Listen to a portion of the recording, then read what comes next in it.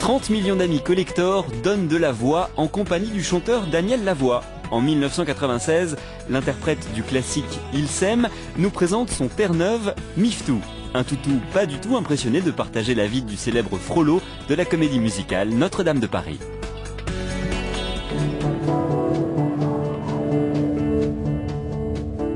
On peut avoir une voix virile et sensuelle, écrire des mélodies qui ont remporté quelques-uns des plus grands prix internationaux de la chanson et choisir de vivre caché, loin du bruit et des foules. Jour après jour, je ne laisse derrière une ombre qui tombe à genoux. On peut avoir couru le monde et rencontré le succès des deux côtés de l'Atlantique et trouver le bonheur dans les bois, près d'une cabane, sa cabane au Canada. Car nous sommes à Saint-Chrysostome, un village très agricole, à 1 heure de Montréal et quelques minutes de la frontière des États-Unis. Oui, il faut avoir une bonne carte routière pour avoir une chance de rencontrer Daniel Lavoie. Je suis un grand amateur de nature. Je me retrouve très bien dans le bois. Avant qu'il y ait trop de neige, je nettoie les bois avec une machette et tout. L'été, c'est un peu plus dur parce qu'il y a tellement de moustiques et tout. Mais l'hiver, c'est très calme dans le bois. Les chiens viennent, s'installent sous un arbre pendant que moi, je coupe les branches. Parce que, en tout cas, en ce qui me concerne, l'un ne va pas sans l'autre. Je n'arriverais pas à faire carrière si je n'avais pas un bois où aller me réfugier de temps à autre. Et ici, c'est une ancienne cabane à sucre. Maintenant, elle ne sert plus parce que le cultivateur qui avait cette cabane s'est construit une belle cabane moderne près du chemin. Et c'est cette vieille érablière. Les arbres sont assez vieux. Amoureux du lieu perdu où il a décidé de vivre, Daniel Lavoie n'est pas pour autant revenu à l'état sauvage.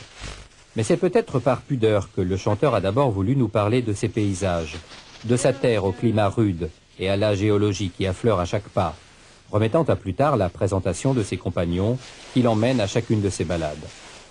Vous voyez toute cette roche, toute cette pierre de partout. C'est ce qui reste de la fonte des glaciers. C'est à peu près ici que ça a fondu, je crois. Parce que ça nous a laissé une terre de roche.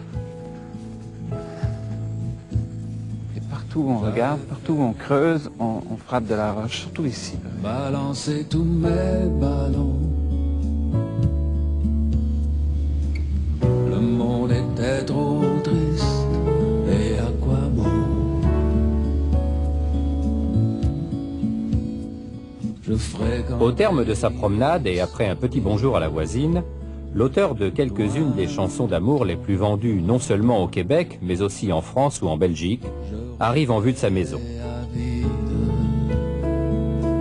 Sans lampe dans le noir. Il y retrouve sa compagne, Louise Dubuc, avec laquelle il signe ses nouveaux textes. Là, dans un décor simple et chaleureux, ce grand timide qui sait aussi jouer de son charme auprès du public, nous explique enfin son style et son choix de vie. Oh, il y a 2-3 raisons. La raison principale, c'est que j'adore la campagne et j'ai un besoin de vivre dans la grande nature. Je pourrais aussi dire que je me sauve un peu des gens parce que quand on vit à Montréal et qu'on est connu, on est toujours scruté, les gens nous regardent toujours et puis bon, c'est pour me sauver des regards.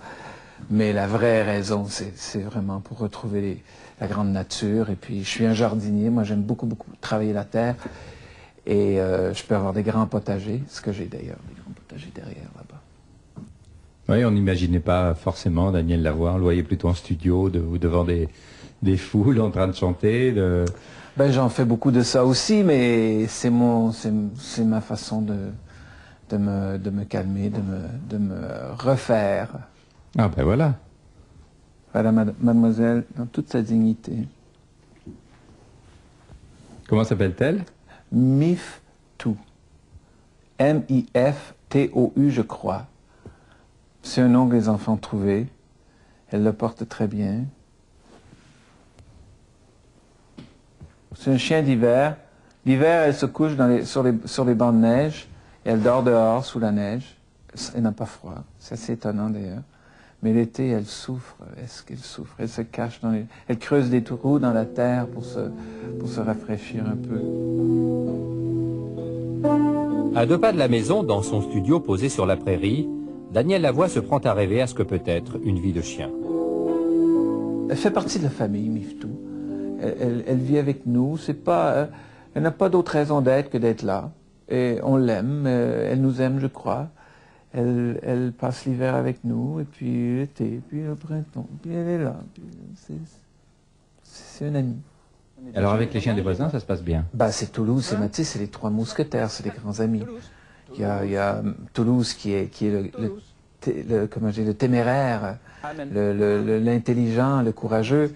Il y a Miftou qui est la pataude un peu, et il y a Matisse qui est le comique, un petit peu peureux, très névrosé. C'est un chien qui a eu des gros problèmes quand il était tout petit. Donc il est très peureux, il se cache de tout. C'est une belle équipe.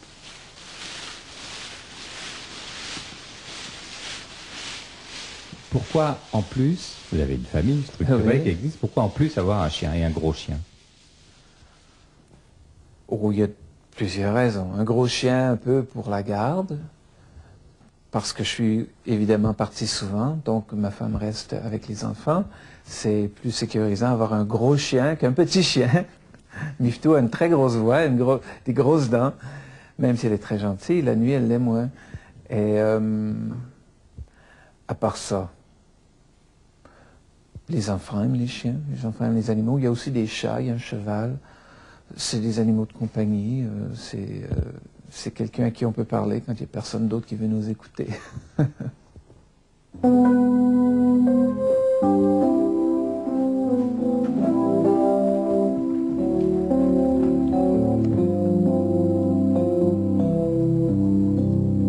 Dans vos sources d'inspiration, le décor qui vous entoure compte beaucoup?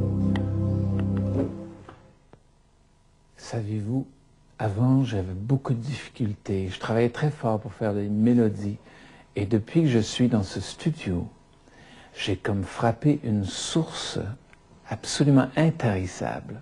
Je ne sais pas si c'est dû au décor. Et il faudrait que je fasse une étude plus approfondie du sujet.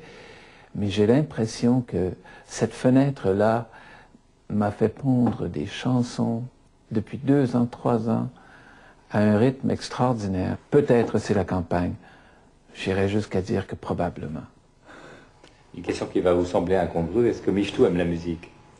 Miftou déteste la musique. Je ne sais pas si elle aime la musique, mais chaque fois que je l'invite à venir vivre dans le studio avec moi, l'hiver, quand je travaille, normalement, après 15 minutes, elle demande la porte. Mais il faut comprendre, parce que quand j'écris, je hurle, je sais toutes sortes de choses, je chante tout croche, donc probablement ça frotte ses oreilles de jeune dame, et elle n'aime pas trop ça.